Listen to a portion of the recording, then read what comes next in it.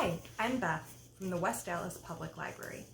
Welcome to the final episode of our trip to Walt Disney World in our Let's Go on Vacation book club.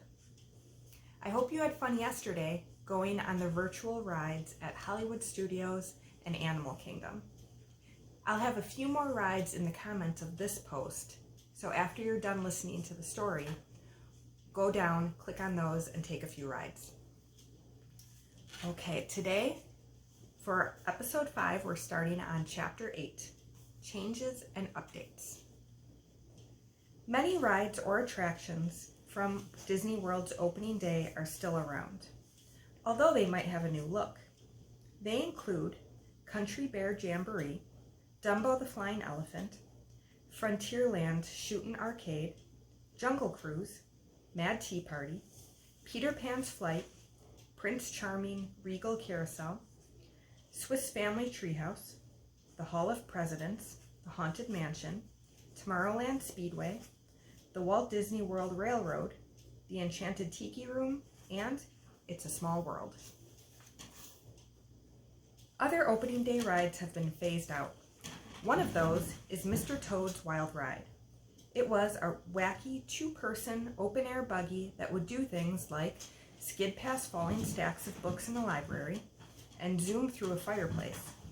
Some people loved Mr. Toad so much that they protested the closing of the ride with signs and letters that read, "Save the Toad!" Don't worry, if this sounds like a ride for you, you can still go on it in Disneyland. Did you know there was once a Disney World ride with submarines that actually submerged partly underwater with guests inside? It was called 20,000 Leagues Under the Sea and lasted from 1971 through 1994. It was based on the Disney movie from the book written by Jules Verne. Guests in the subs sat in rows facing outward. Through portholes, they saw wonders such as the Lost City of Atlantis, magical mermaids, animatronic sea monsters, coral, lost shipwrecks, and sharks. The submarines required a lot of upkeep, which was part of the reason why this ride closed.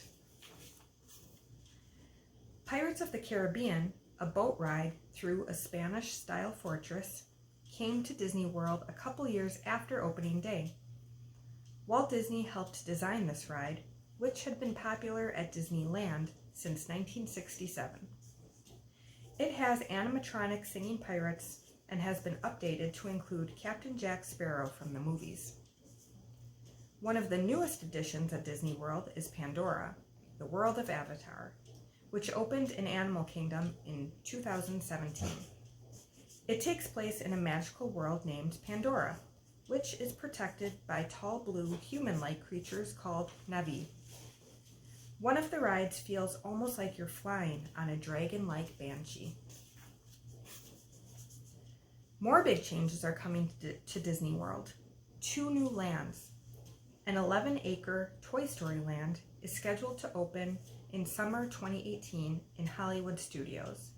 So it already opened. It's there. It will look like a backyard full of giant toys. Andy's backyard. And he has built some fun for you, like a roller coaster called the Slinky Dog Dash and an alien swirling saucers attraction with toy flying saucers. An epic all-new 14-acre land called Star Wars Galaxy's Edge is also coming to Hollywood Studios in 2019. So that is also open already. It'll be like a full-size Star Wars movie set of a trading port on a remote planet. It is an immersive attraction, which means you're meant to feel like you're really in the Star Wars world, meeting smugglers, droids, and characters from the films.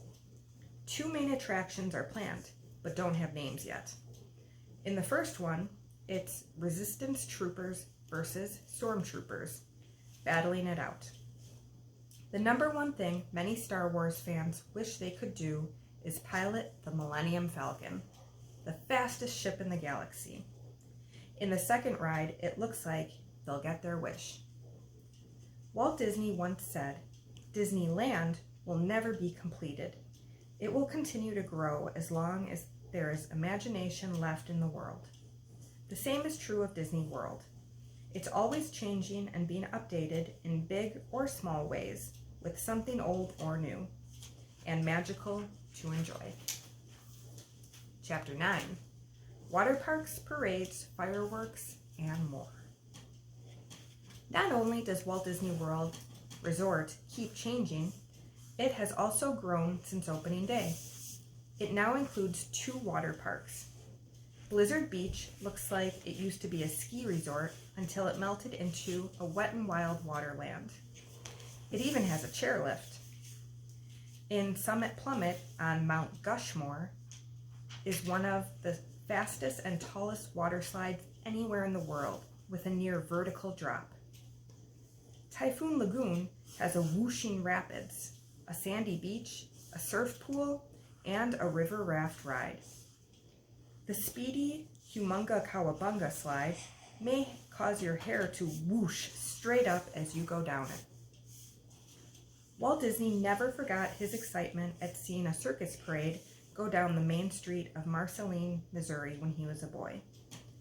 He made parades a part of Disney World, hoping other kids would be excited too. Each afternoon, there's a Disney Festival of Fantasy parade in Magic Kingdom.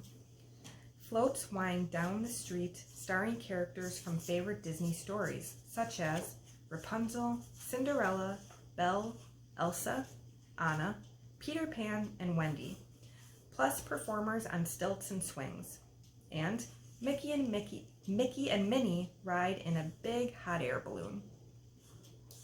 More than one fireworks show lights up Disney World's night skies. Illuminations, Reflections of Earth, is a fireworks show in Epcot. Flames whoosh from a lagoon's inferno barge, propelled by propane. A globe appears, its surface lit with images that tell the history of our Earth. Happily Ever After is a state-of-the-art fireworks show at Magic Kingdom's Cinderella Castle.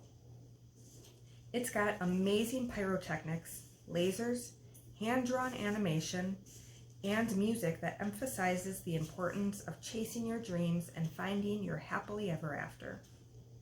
Fantasmic features Mickey and Friends at Hollywood Studios. Of course, besides providing a lot of fun for guests, the Disney company wants to earn money from the theme parks. In addition to rides and attractions, there are many shops selling Disney souvenirs, as well as fancy or simple restaurants and snack stops throughout Disney World too. Nearby, there's also another huge area of shopping, dining, and entertainment called Disney Springs.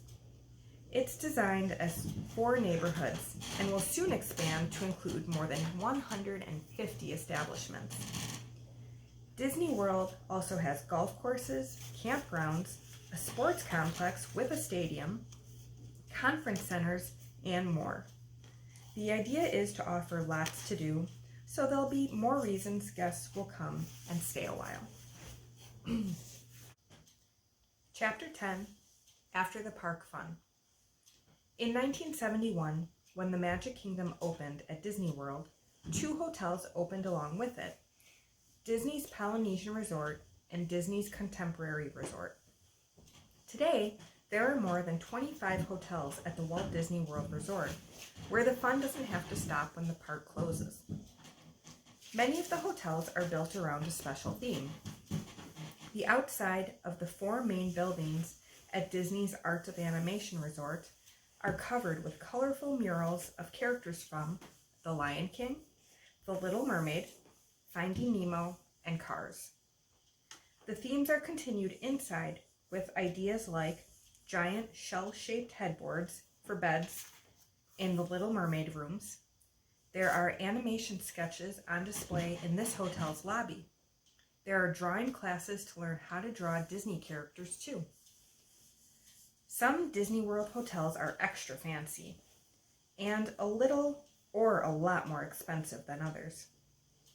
Disney's Polynesian Resort along the Seven Seas Lagoon is set up like a South Seas island with palm trees, a sandy beach, and tiki torches. At night, the Magic Kingdom fireworks light up the sky across the lagoon. The brightly lit electrical water pageant with King Neptune, a sea serpent, and other mythical and real sea creatures parade across the lagoon at night as well. The Animal Kingdom Lodge is one of the lower priced hotels. It has an African theme with a huge mud fireplace and hand-carved furniture. Best of all, its lobby and some of the hotel rooms overlook the kingdom's wildlife preserve, so guests can spot animals or birds. Families can also camp out at Disney's Fort Wilderness in an RV, tent, or cabin. It's not fancy, but offers fun outdoor things to do, such as basketball, canoeing, biking, tennis, and horseback riding. There's a bigger-than-life bronze statue of Walt holding hands with Mickey Mouse near the center of Disney World. It's called Partners. On the statue's base, there's a quote from Walt that reads, "We believe in our idea, a family park where parents and children could have fun together." I'm going to show you, that's the picture. Walt and Mickey. Walt would probably be amazed at how great Disney World worked out. And it was his dream that started it all. The end. So that concludes our trip to Walt Disney World. I hope you had fun, and look for more rides in the comments of this post. Stay tuned next week, where we will be taking a trip to the Grand Canyon on our Let's Go on Vacation book club.